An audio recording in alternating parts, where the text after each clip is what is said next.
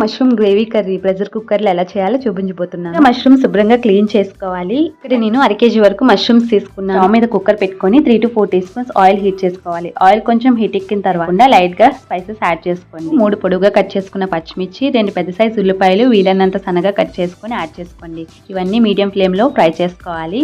ఉల్లిపాయలు వేగేలోపు మసాలా ప్రిపేర్ చేసుకుంది. జార్లో ఒక దాల్చిన చెక్క, ఇలాచి, లవంగం, 1 teaspoon జీలకర్ర, 1 teaspoon గసగసాలు, ఒక చిన్న ముక్క అల్లం, 5-6 వెల్లుల్లి రెబ్బలు, ఒక పెద్ద సైజ్ టొమాటో ముక్కలు, 2 tablespoon జీడిపప్పు అన్నీ వేసి మెత్తగా గ్రైండ్ చేసుకోండి.